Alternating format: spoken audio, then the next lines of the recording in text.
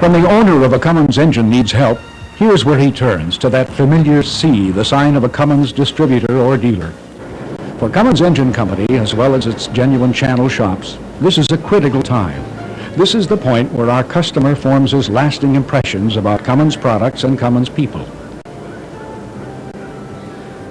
This may be our only opportunity to influence this customer, to show him how we care about him and how interested we are in helping him solve his problems.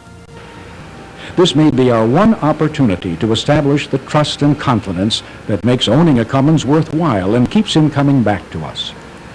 We want the entire Cummings family of factory distributors and dealers to be customer-led, always striving to improve our quality, cost, and delivery to our customers. Delivering responsive, high-quality, low-cost service means more operating revenue and lower-cost operations for our customers, and it's just plain good business for us. But you know the dilemma with that. You have to walk a tightrope between being totally customer-led on the one hand and making a profit for your company on the other, and that job isn't getting any easier these days. So we all have to be smarter about how we manage our work. We all need to continuously improve our ability to meet our customers' quality, cost, and delivery needs, and to make a profit at the same time. This means that we need to constantly examine all of the things we do each day at work. Examine them in a way that will help us see if we're really doing the right things, instead of merely doing things right. Managing an improvement process like this is difficult, never-ending work, but it can be done, and it is being done every day. Cummings Engine Company manufacturing operations and some Cummings distributorships are making the kinds of improvements we're talking about. They have a simple but powerful tool in their hands to do this. That tool is workflow analysis. Workflow analysis is a structured approach to help you ask the right questions and continue to make improvements in your work. Now, it's only natural that we're territorial and possessive about our work. You know, I have my job and you have yours. We even carry this further when we make distinctions between groups at work, such as between parts and service. And those distinctions tend to separate us even more. When we think of our own work as a series of isolated tasks, we miss the big picture. Do these individual tasks add value? Are they required to produce and deliver a low-cost, high-quality product? Is our work laid out in such a way that it gets done efficiently? Here's where workflow analysis comes in. Workflow analysis allows us to see our work in an entirely different way. We test all of the stuff we do all day long to see if it's really helping us meet our customers' quality, cost, and delivery needs. Workflow analysis allows us to see how all of our individual tasks are connected. Work is seen as a flow from start to finish. It forces us to identify every single step we take on a regular basis and to test those steps to see if we really want to continue doing them. Workflow analysis allows us to look at our current flow of work and to improve the flow by eliminating those steps that do not directly contribute to our objectives. And that's a payoff for our customers and a payoff for us. What does workflow analysis look like? How does it work? Who participates? The Cummings distributorship branch location in Charleston, West Virginia, participated in a 3-day workflow analysis exercise.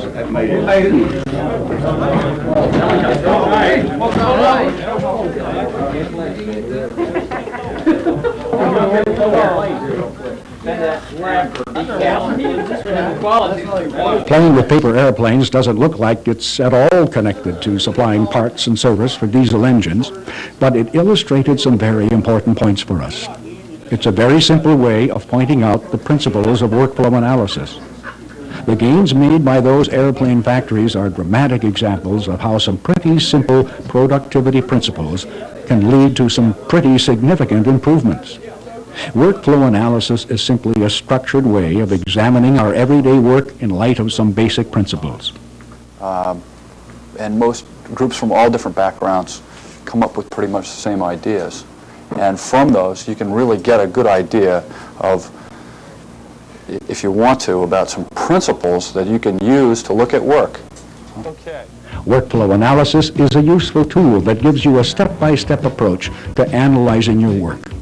It simply takes what you're currently doing and looks for improvement systematically and with principles for productivity.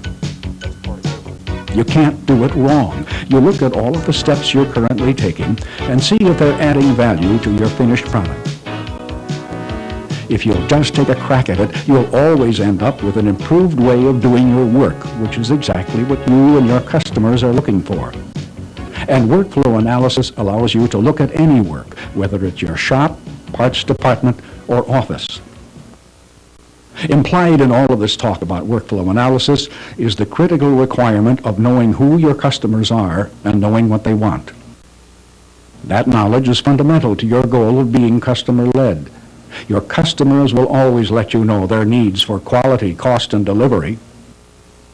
All you have to do is listen to them and set some targets for yourself. For example, give yourself a limit on parts and labor cost as a percentage of total shop sales for your dealership warranty. Or set your labor billing procedures not to exceed Cummings' published standard repair times. Or set turnaround targets for your shop consistent with your customers' needs.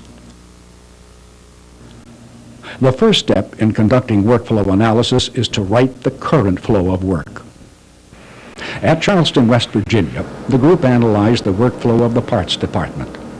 We can't see the flow of work until we lay out all of the individual steps, so we simply ask the people who do the work every day to identify every single step they take and to write those separate steps down on separate pieces of paper. One piece of paper for each step. When all of the pieces of paper are set out on the wall in their proper sequence, the idea of the flow becomes very clear. All of those individual things you do all day long really are done for a reason, and they're usually connected to other people doing other tasks. Sometimes you don't need to go any further to see the silliness of some of the procedures. Opportunities for improvement seem to be all over the place.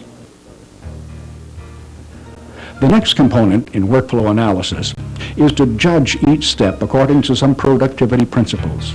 We need to test what is done every day, all of the individual steps, against those ideas which the group agreed should lead to productivity improvements. Is this step or series of steps too complex? Can we simplify what we're doing? Does this step or series of steps add value to our customers?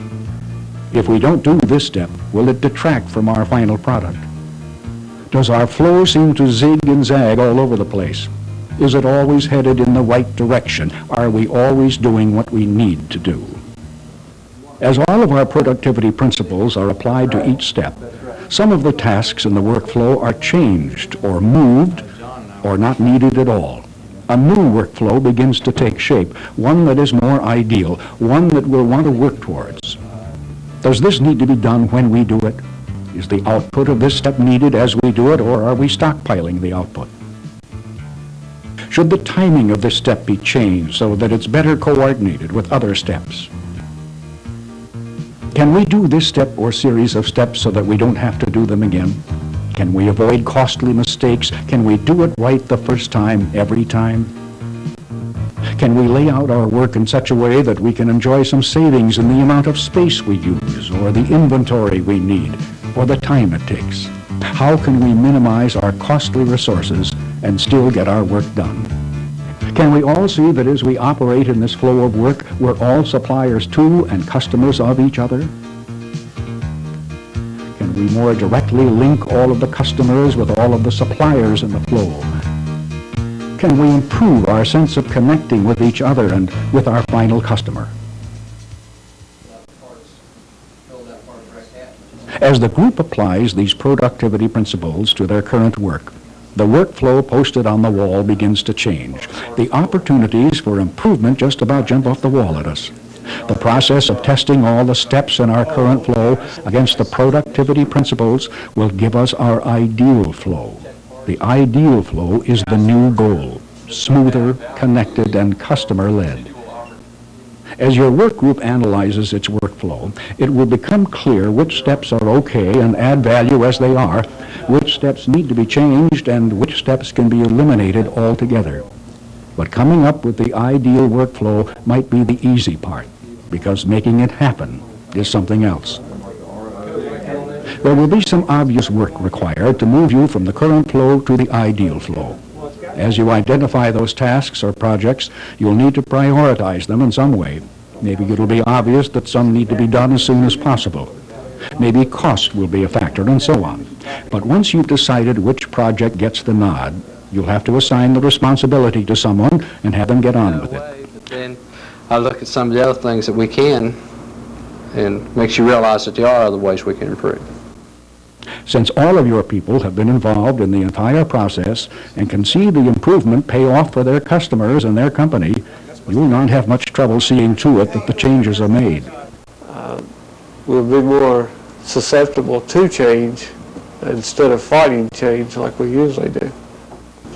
We'll do whatever's necessary to keep all of the various issues on the table, and we'll work until we've all come to a mutual agreement that we've done the best we could. Sometimes it seems a little risky to be changing things, and sometimes it seems like too much work. But if you're really serious about improving the way you do your work and the way you serve your customers, you're going to need the help of all of your employees. You're going to have to make it easy for them to help you make these improvements. I've always enjoyed the job. If it make it easier, to enjoy it a lot more. The structure of the very process of workflow analysis helps bring everyone into the effort, but you're going to have to work to keep them there. Oh, I think the message was teamwork, and you've got to continue to strive for ways to improve. And I think it dramatizes to us, how you can improve. The apparently competing needs of your customers, your employees, and your company can all be met without anyone giving anything up. Isn't that what it's all about? Go! Go!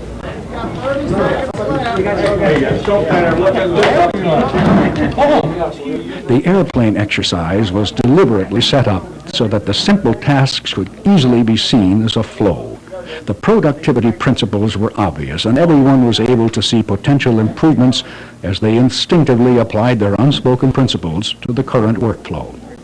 It became clear to everyone that job realignments were necessary and that each supplier could be more directly connected to each customer.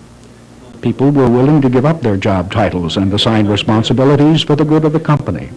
Everyone saw that customer-approved design changes were necessary to balance the improvements to quality, cost, and delivery. And everyone was able to see the potential improvements available to them as they simplified and balanced and straightened the flow. It was a simple but powerful learning exercise. They saw their work as a flow, applied some productivity principles, and made improvements that helped satisfy customer needs. Those same principles apply to everyday work. The group posted the individual steps to take a new look at their daily routine. Each person learned that their work is interdependent, part of a flow, and customer-led. As they used workflow analysis, each step they saved was an improvement that benefited the customer, the company, and themselves.